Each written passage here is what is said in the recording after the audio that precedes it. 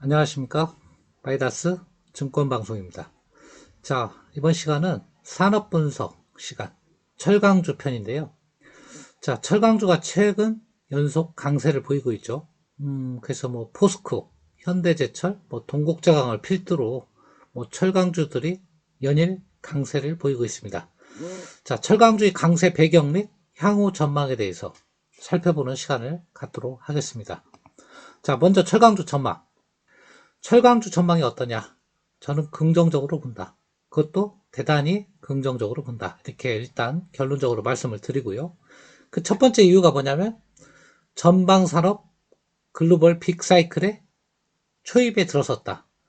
철강주의 전방산업 하면요. 대표적으로 세 가지 산업을 들 수가 있는데요. 조선산업, 그 다음에 건설산업, 뭐 여기에는 뭐 플랜트 이런 거 다 포함입니다. 그 다음에 자동차 산업, 가전 산업 이런 것이 대표적인 전방 산업이라고 볼 수 있는데요. 이런 세 가지 전방 산업이 최근에 호조를 보이고 있습니다. 그러니까 철강주 전망은 나쁠래야 나쁠 수가 없다. 그 다음에 중국의 감산. 그동안에 철강주가 고생한 게 가장 큰 원인을 우리가 말한다면요. 중국의 과잉 생산이거든요. 또한 저가 공세. 이런 부분 때문에 포스코, 현대제철 그동안에 힘들었죠, 많이. 자, 근데 최근 중국이 자국산 7개 기업에 대해서 배출 규제 위반 혐의로 감사를 명령했다. 이런 부분도 그렇게 큰 양은 아니지만 철강주 전망에 굉장히 좋은 영향을 미쳤고요. 그리고 오늘 나온 뉴스인데 뭐 중국 철강사 뭐 수출 환급금 인하 이게 무슨 의미냐면 중국 정부가 자국 철강사한테 주는 뭐 환급금이죠. 그러니까 이게 보조금 개념이에요. 그러니까 이런 것을 인하하면 중국 철강사들이 저가 판매를 할 수가 없는 거죠. 포스코 같은 기업 그 수혜를 보는 거죠. 대표적인 포스코가 철강 수출 기업이니까. 여기다 더 핵심적인 게 있죠.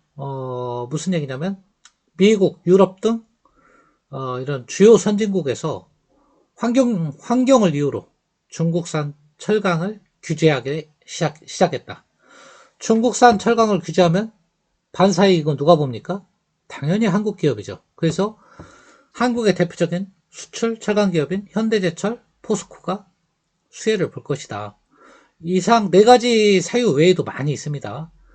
하지만 이게 대표적인 철강주의 긍정적인 전망을 우리가 하는 이유가 된다. 자, 먼저 하나하나 살펴보면요. 전방산업의 호주. 아까 말씀드렸죠. 대표적인 게 조선산업. 13년 만에 대호황이다. 1분기 수주 싹쓸이. 1등 수주장고. 수주 비율 52%. 물론 뭐 이러면 당연히 후판이 공급이 굉장히 늘어날 것이고요. 배에 들어가는 두꺼운 철판이 있죠. 그 다음에 뿐만 아니고 이건 오늘 장중 시황에도 제가 말씀을 드렸는데 조선 후판 가격 그동안 인상을 못했어요. 왜냐하면 조선 산업이 너무 힘들었기 때문에. 그래서 손해보고 팔았거든요. 이제는 그럴 필요 없죠. 그래서 동국제강, 현대제철이 이 부분에 대해서 수혜를 볼 수가 있다. 그 다음에 두 번째 전방산업이 건설 경기입니다. 자, 뭐 선거 얘기도 했죠. 뭐 당연히 뭐 주택 85만원가요? 공급하려면 건설 경기 활성화해야 되고 특히 LH 사태로 공공개발이 힘들어졌으니까 민간 개발을 할 수밖에 없는데요. 건설하면 들어가는 게 철근이잖아요. 그 다음에 뭐 빌딩 같은 거 올라면 H빔, 뭐 복령관 이런 거 다 이제 수요가 확대되는 거죠. 그러니까 수혜를 본다. 뭐 내년 뭐 대선도 사실은 건설주에는 나쁘지 않다. 이렇게 볼 수 있겠고요. 자, 그 세 번째 전방산업 호주가 어떤 산업이냐면 자동차입니다. 물론 가전제품도 있어요. 냉장고라든가 뭐 이런 가전제품에도 고급 강판이 많이 들어가지만 특히 자동차 산업이 굉장히 지금, 왜 반도체가 쇼티지 났나요? 자동차 제조사들이 예상했던 것보다 훨씬 많은 자동차 수요가 있었던 거잖아요. 그러면 자동차 강판 판재료가 매출이 확대된다. 뿐만 아니고 자동차 판재료도 가격을 못 올렸어요. 현대제철 같은 경우. 왜냐하면 현대제철은 주로 현대차에 납품을 하는데 현대차가 힘들었거든요. 기아차도 그렇고. 그러니까 올리지 마라. 아이, 모 회사가 올리지 말라는데 어떻게 올려요? 못 올렸죠. 올해는 또 상황이 바뀌었다. 현대차가 좋아졌다. 그러면 현대제철은 강판 가격을 올릴 수밖에 없다. 1분기 실적이 크게 증가할 것이고요. 또한 차 강판 수요까지 증대가 예상이 된다. 자, 이렇게 보면 철강주 안 갈 이유가 없겠죠. 자, 그 다음에 중국발 호재. 아까도 말씀드렸죠. 자, 전방산업 호재의 중국발 호재. 중국발 호재는 뭐냐면 아까 말씀드린 배출 규제를 위반한 7개 중국 기업에 대한 감산 명령. 크지는 않다고 그래요. 하지만 이런 것도 심리적인 요인이다. 그 다음에 미국, 유럽 등 중국산 철강 사용을 제한하고 있다. 미국은 뭐 거의 1%인가요? 그 미만으로밖에 안 쓰고 있다고 그래요. 유럽도 중국산 철강을 안 쓰고 있다. 이제 줄이려고 하고 있다. 그러면 수혜를 볼 수 있는 게 한국 철강사밖에 없다. 그 말씀을 좀 드리고요. 아까 말씀드린 뭐 보조금 문제. 보조금 인하하면 가격 단가를 중국 업체들이 함부로 인하시킬 수가 없다. 이런 부분도 호재다. 이렇게 말씀을 드렸고요. 자, 그 다음에 이것도 굉장히 중요한 거예요. 최근 철강석 가격이 가파르게 오르다가 상승폭이 딱 둔화됐어요. 철광석은 뭐죠? 원자재죠. 원자재는 하락하고 판매 단가는 아까 다 올린다고 그랬죠. 판재료도 올리고 후판도 올리고 철근도 올라가고.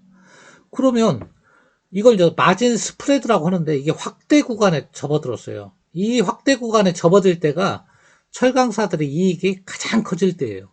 자, 철강석 가격 상승은 둔화세인데 판매하는 판가는 올라간다. 그럼 마진이 확대된다. 그러면 철강회사는 굉장히 원가 면에서 개선이 된다. 중국산 저가 공세도 이제는 많이 사라졌다. 보조금이 줄었으니까. 그러면 좋아질 수밖에 없는 거죠. 그 다음에 경기 회복 기대감에 미국은 철강 제품이 막 상승하고 있습니다. 뿐만 아닙니다. 미국은 주택 가격 상승도 엄청나게 올라가고 있어요. 거기다 아까 말씀드린 전방산업 호조, 판가 인상, 후판, 철근, 판재료, 봉연광 전부 다 상승이잖아요. 그러면 어떻게 되겠습니까? 철강회사의 실적이 좋아지는 것은 자명한 일이다. 이렇게 보시면 되겠죠. 자, 그럼 탑픽 종목은 뭘까요? 이런 철강회사가 물론 뭐 수많은 중소형 철강사도 있지만요. 철강만큼은 여러분들 이렇게 보세요. 뭐 건설 같은 경우는 건설 회사보다는 그 주변 회사가 주가가 더 잘 가죠. 일부 중소형 건설사 이런 종목들 그리고 건자재, 철강은 틀립니다. 철강은 반드시 핵심 종목 위주로만 접근하셔야 됩니다. 그 핵심 종목이 이런 소재는 그래요. 핵심 종목이 가장 많은 수혜를 볼 수밖에 없다. 이렇게 보시고요. 뭐 탑픽은 당연히 포스코. 포스코는 미국, 유럽 철강제 가격 상승에 대한 1차 수혜를 제일 많이 보는 거고요. 그 다음에 중국산 감산 호재도 제일 많이 보는 거고요. 무엇보다도 사업 다각화. 포스코가 지금 2차 전지 수직 계열화 거의 완성시키려 하고 있습니다. 자, 이렇듯 포스코가 순수한 철광사에서 변신해서 지금 사업 다각화까지 추진한다 그러면 포스코를 다시 봐야 된다. 또한 분기 1조, 연간 4조 영업이익 달성 올해는 확실시 된다. 얼마만입니까? 근 10몇 년 만에 1조 클럭 분기에 달성 가능하고요. 그 다음에 봐야 될 게 현대제철이죠.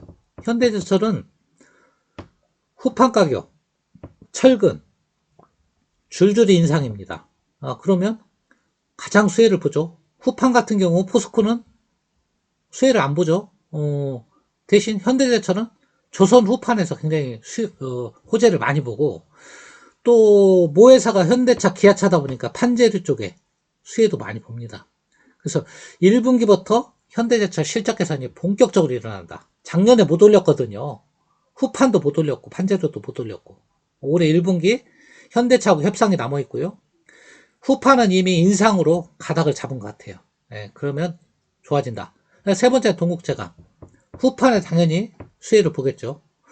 후판도 그렇고, 동국제강은 제가 엊그제인가 예전에 말씀드렸죠. 브라질 제철소가 이거 포스코하고 합작해서 설립한 거죠. 발레에 있는 제철소. 자, 수익 이제 그동안에 투입만 했는데 이제 수익이 나오고 있다. 그러면 동국제강도 지금 주가가 최근에 엄청나게 올랐는데 다시 봐야 된다. 그 말씀을 드리고요. 이 얘기는 제가 했죠. 부채가 감소했다. 시가총액 1조도 안 되는데 1분기에 부채 감소한 게 빚을 갚은 게 1조 4천억이다. 이 얘기를 한 적 있잖아요. 그래서 동국제가 아직도 갈 자리가 멀었다. 이 얘기를 했는데 그 이후로 엄청나게 올라갔어요. 동국제강이. 오늘 14,000원도 넘었더라고요. 하지만 아직도 시가총액 보면 싸다. 1분기 실적 꼭 확인하시기 바랍니다. 자, 오늘은 산업분석, 철강제 분석인데요. 오늘 장중에 제가 다 말씀드렸어요. 그것을 못 보신 분들을 위해서 정리해서 이렇게 녹화로 올려드리니까요. 꼭 투자에 참고하시고 성공 투자하시기를 바랍니다. 자, 끝까지 들어주셔서 대단히 감사합니다.